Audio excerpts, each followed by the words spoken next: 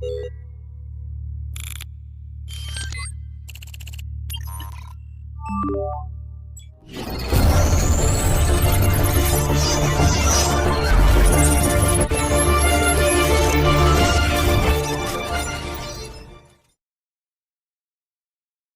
Friends, ఇది నా కొత్త ఛానల్. ఈ ఛానల్ పేరు యూనిక్ ఫ్యాక్ట్స్. ఈ ఛానల్లో నేను ఎన్నో ఇంట్రెస్టింగ్ ఫ్యాక్ట్స్ కోసం చెప్పబోతున్నాను. ఈ ఛానల్లో వీడియోస్ కనుక మీకు నచ్చినట్టయితే లైక్ చేయండి. అలాగే మరిన్ని ఇంట్రెస్టింగ్ వీడియోస్ పొందడం కోసం యూనిక్ ఫ్యాక్ట్స్ ఛానల్ని సబ్స్క్రైబ్ చేయండి. ఏదైనా సంఘటన దగ్గరికి వెళ్ళినప్పుడు మన బాడీలో ఫస్ట్ రియాక్ట్ అయ్యే సెన్స్ ఆర్గన్ ఏది? కొమోడో డ్రాగన్స్ అంటే ఏంటి? ఇవి నిజంగా ఉన్నాయా? లాస్ ఏంజల్స్లో వరల్డ్ మొత్తం పాపులేషన్ సరిపోతుందంట. ఇది నిజమేనా? హిమాలయస్ ఎక్కడ ఉన్నా మంచుతోనే ఉంటాయా? మనకు మోడర్న్ పీరియాడిక్ టేబుల్లో దొరకని ఒకే ఒక్క ఆల్ఫాబెట్ ఏది?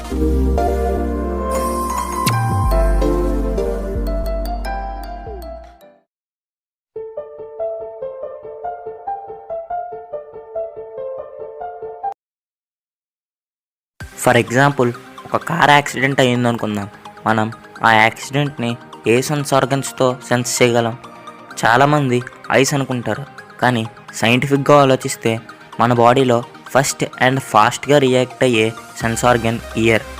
మన నర్వ్ సిస్టంలో మోటార్ అండ్ సెన్సరీ నర్వ్స్ అనేవి బ్రెయిన్ నుంచి సెన్స్ ఆర్గన్స్కి, సెన్స్ ఆర్గన్ నుంచి బ్రెయిన్కి ఇన్ఫర్మేషన్ అనేది పాస్ చేస్తూ ఉంటాయి.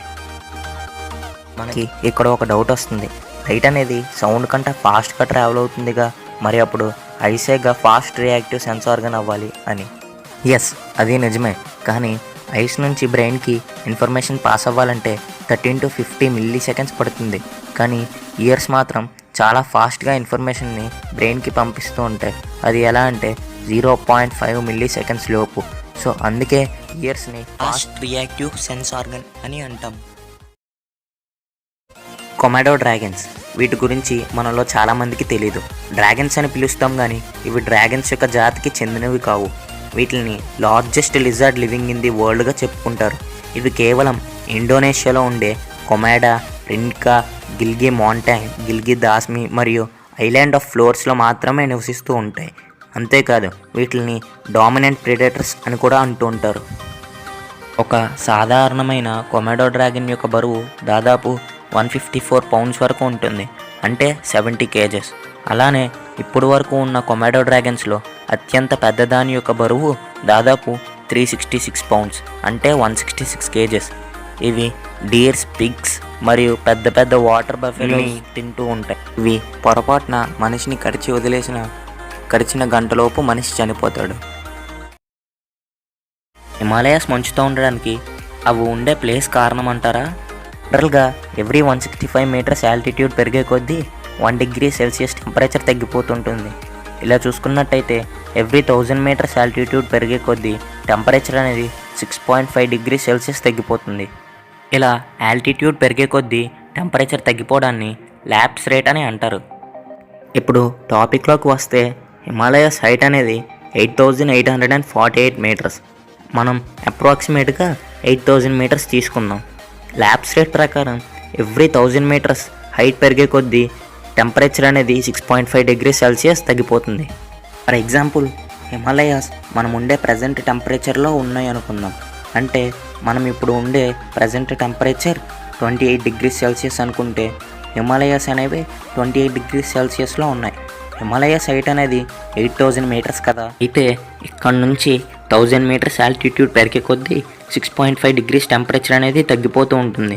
మనకు ఉన్న ప్రజెంట్ టెంపరేచర్ 28 మైనస్ 6.5 చేస్తే 21.5 degrees సెల్సియస్ వస్తుంది. మళ్ళీ నెక్స్ట్ 1000 మీటర్స్కి 6.5 degrees మైనస్ చేస్తే 15 degrees టెంపరేచర్ అనేది వస్తుంది. ఇలా ఎవ్రీ 1000 మీటర్స్కి మైనస్ చేసుకుంటూ వెళ్తే 8000 మీటర్స్ వచ్చేసరికి టెంపరేచర్ అనేది -17.5 degrees సెల్సియస్కి పడిపోతుంది. యాక్చువల్గా ఫ్రీజింగ్ పాయింట్ అనేది 0 degrees సెల్సియస్ కదా.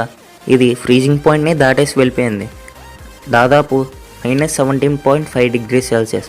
అందుకే హిమాలయాస్ అనేవి అవి ఉండే ప్లేస్ బట్టి డిపెండ్ అయ్యి ఉండవు. అవి ఎక్కడ ఉన్నా మంచుతోనే ఉంటాయి. లాస్ ఏంజల్స్లో వరల్డ్ మొత్తం పాపులేషన్ సరిపోతుందా అంటే అవుననే చెప్పాలి. యునైటెడ్ నేషన్ ఇచ్చిన రిపోర్ట్ ప్రకారం వరల్డ్ మొత్తం పాపులేషన్ 7.5 బిలియన్ కంటే ఎక్కువ, అంటే దాదాపు 7.5 బిలియన్. సౌత్ కాలిఫోర్నియాలో ఉన్న ఈ లాస్ ఏంజల్స్ని వరల్డ్ ఎంటర్టైన్మెంటల్ క్యాపిటల్గా చెప్పుకుంటారు. యాక్చువల్గా world entertainment capital Las Vegas. మన టాపిక్లోకి వస్తే నేషనల్ జియోగ్రఫీ ఇచ్చిన రిపోర్ట్ ప్రకారం వరల్డ్ మొత్తం పాపులేషన్ 7.5 బిలియన్ అయితే ఈ పాపులేషన్ అంతా కూడా షోల్డర్ టు షోల్డర్, అంటే పక్కపక్కనే నిల్చుంటే కేవలం 500 స్క్వేర్ మైల్స్లో వరల్డ్ మొత్తం పాపులేషన్ కాలిఫోర్నియాలో ఉన్న లాస్ ఏంజల్స్లో సరిపెట్టేయచ్చంట. ఆశ్చర్యంగా ఉంది కదూ. మనందరికీ మోడర్న్ పీరియాడిక్ టేబుల్ గురించి తెలిసిందే. మనకి ఈ మోడర్న్ పీరియాడిక్ టేబుల్ ఇంట్రడ్యూస్ చేసింది హెచ్జే మోస్లే. అయితే ఈ మోడర్న్ పీరియాడిక్ టేబుల్లో అన్ని ఎలిమెంట్స్ యొక్క లెటర్స్ గమనించినట్టయితే మనకి జే అనే ఆల్ఫాబెట్ తప్ప ఏ టు జెడ్ అన్ని ఆల్ఫాబెట్స్ ఉంటాయంట. Okay friends, thank you for watching this video. మీకు ఈ వీడియో కనుక నచ్చినట్టయితే లైక్ చేయండి, అలానే మీ ఫ్రెండ్స్ అందరికీ షేర్ చేయండి. మరిన్ని ఆసక్తికరమైన ఫ్యాక్ట్స్ గురించి తెలుసుకునేందుకు యూనిక్ ఫ్యాక్ట్స్ ఛానల్ని సబ్స్క్రైబ్ చేసుకోండి.